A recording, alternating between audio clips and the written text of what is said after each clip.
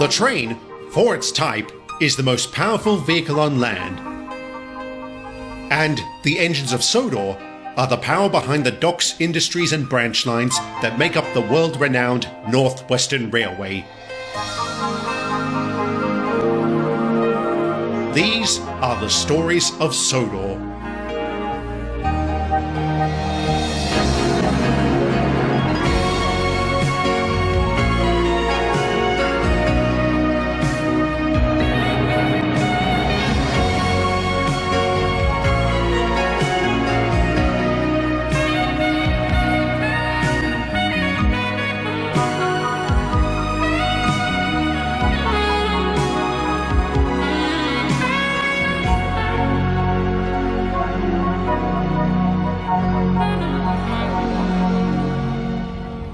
Back in 1955, a new service began on Britain's railways called the motor rail. This was a long-distance passenger train that gave people the option to bring their cars along. These were loaded on special flatbeds at various terminals across the country. Not long after Dryout Airfield reopened, they started building one at Knapford. It didn't take long for the work to be completed, and even less time for the first motor rail to arrive on Sodor. Hello, I'm Bear. Nice to meet you. Nice to meet you too, Bear. Welcome to Sodor. I'm Samantha, and this is my husband, Reginald. How do you do, Bear? So this is the famous motor rail. Very interesting. Have you been working this service long? About 2 years now. I suppose this is technically a mixed train since you're pulling passengers and freight. Is that difficult? It can be, but you get used to it. And I'll tell you what, this assignment really teaches you how to be delicate yet quick. And if I'm remembering the schedule right, you'll be leaving tomorrow? Yep, but I'll be back again in a few days. I'll be handling the motor rail to and from Sodor. In that case, we better make sure you have a place to sleep. You can take my spot in the shed. Oh no, I couldn't do that. I'm fine with a carriage shed. It's no problem, Bear. I'm going in for routine maintenance today. I'll be out for the next week. In that case, cheers. That's very kind of you. I didn't just marry her for her looks. No, you didn't. Anyway, I'd best be off to the works. Behave yourself while I'm gone, Reggie. No promises, Sam. Love you. Love you too. She seems like a fine woman. She's the best a man could ask for. And the other engines are the best friends you could ask for. Which doesn't surprise me. I've heard so much about this place. From the railway series, I feel I should tell you a lot of those books are fictional. Oh, you don't need to tell me that. I'm in them too. Really? Which one? The newest one, Enterprising Engines. It came out last year. What's it about? It's a collection of 4 stories. The one I'm in is called Super Rescue. Basically, it's about how Henry helps me and another diesel after we break down. And who's this other diesel? You've got to be kidding me. My sentiments exactly. And how do you two know each other? Our paths have crossed from time to time. Too many times if you ask me. Well, nobody did. And you both know Wilbert? I met him back in '64. He was brainstorming ideas for a new book and wanted a diesel's perspective. He came to me for the same reason. Must have been around the same time. But I had more important things to do than humor the writer of a children's book. If that was your attitude, no wonder he wrote you the way he did. And which way is that? I'm surprised you lot don't know about it. Doesn't the Reverend tell you every time he writes a new book? Not always. Even if he did, we don't always have time to read them. Well, if this one makes fun of old Spam Cam, we should make the time. Tell us about it, Bear. No worries. For starters, good evening, engines. Oh, good evening, sir. Bear, this is Mr. Watson, our controller. Hello, sir. It's a pleasure to meet you. Nice to make your acquaintance as well, Bear. Have you been enjoying yourself so far? Oh, yes, sir. I'm looking forward to coming here on the regular.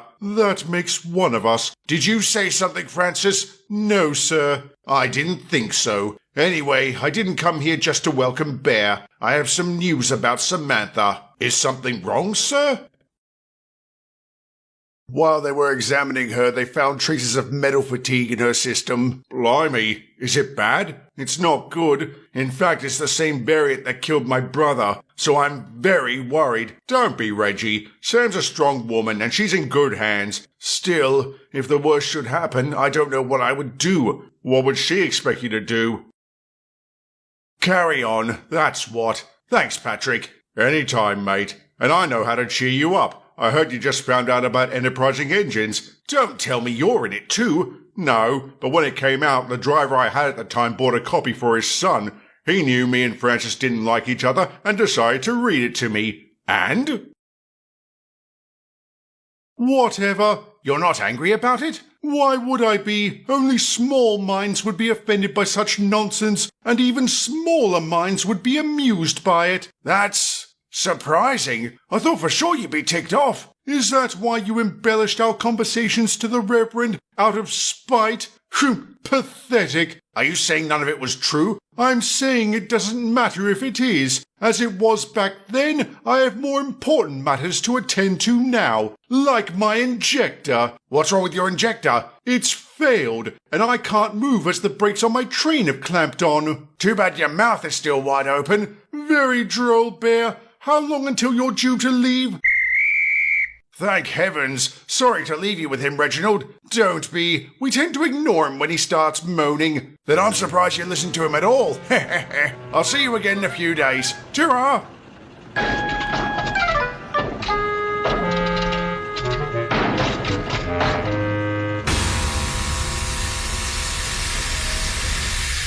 Bother! Hello, Bear. Has it been a few days already? Oh, shut up. Stupid bloody motor. Talk about life imitating art. You two had the exact opposite issues in the book, so maybe we ought to take a page out of it on how to fix them. You don't mean. I do. Francis, apart from your injector, do you have any other problems? No. In that case, here's the plan. I'll couple up to the back of your train, and we'll use my injector to release the brakes. Together, we should be able to tow Bear and the motor rail to Croven's Gate, where you can both get repaired. Wouldn't it be better to contact the Fire and Rescue Service and let them deal with this, as is their responsibility? That could take ages. Do you really want to just sit around? No, but I hardly think allowing two compromised trains to travel together is a wise course of action. Not to mention, I don't think we will make it to Croven's Gate. Well, I do, and I'm going to contact Control to get clearance. Go ahead, waste your time. They will never approve such a preposterous idea. I cannot believe this. Oh, shut it, Francis.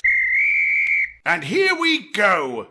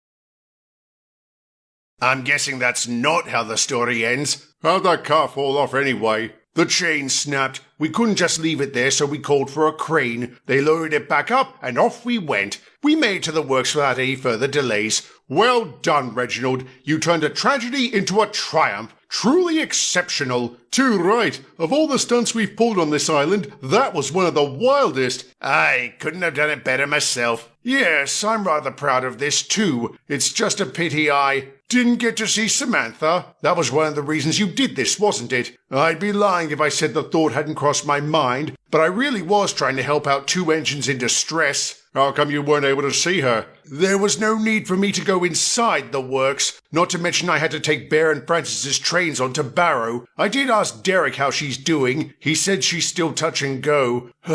This is so frustrating. The woman I love is in dire straits and I can't do a thing to help her. Sounds like you need a distraction, and I have just the thing. Control wasn't able to find a spare locomotive to take the monorail onto its destination. It's been rescheduled for tomorrow, and I would like you to take it. Me, sir? You, sir. Francis will be back in service tomorrow, but Bear will be out of action for at least a week. You will handle the monorail in the meantime. You lucky sod, Reggie. I've always wanted to pull that train. You might still get your chance, James. Are you saying you won't do it? I don't want to be difficult, sir, but I'd rather not be too far away from Sam just in case. Why not send James, or Henry, or Gordon? Because the route in question has very little in the way of coaling depots and water towers. Using a steamy might be doable, but a diesel would be better. And before you ask about Patrick, he was the one who recommended you take the job. Why? You said yourself Sam would expect you to carry on. A long-distance run like this would be a great way to keep yourself occupied. It's either that or you continue sitting around here working yourself into a lather.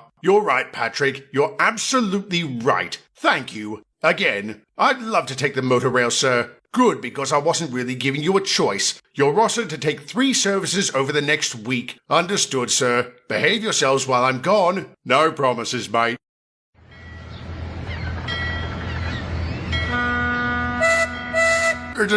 What? Wake up, lazy bones. Why don't you do some work like me? Rattling radiators. Sam, when did you get out? This morning. As you can see, I'm alive and well. Very well, in fact. I feel great, and I'll feel even better when I see Reggie. Wait until you hear what he's been up to. Oh, I've heard plenty. Hauling 2 diesels and their trains. Now he's gallivanting all over the country with the motor rail. Is there anything that man can't do? I hope so. He's making the rest of us look bad. When's he supposed to get back? Later today. I can't wait to see the look on his face when he arrives.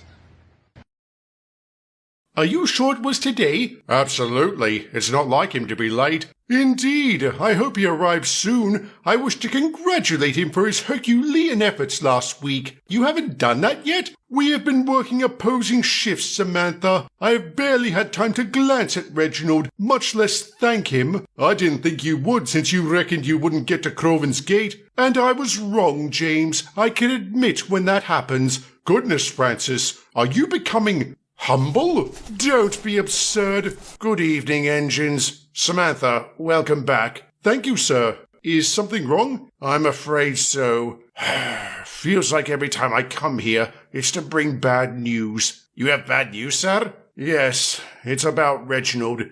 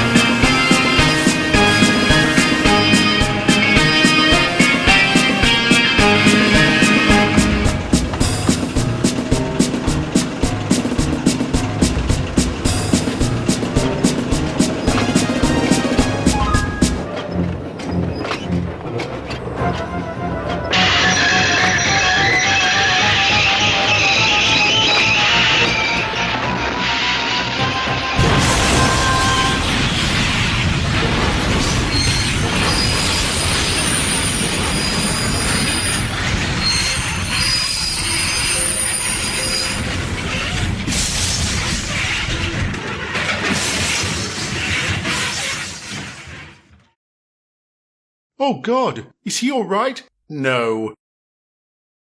Sir, you don't mean... I'm afraid I do, Gordon. I'm sorry. Oh, God, no.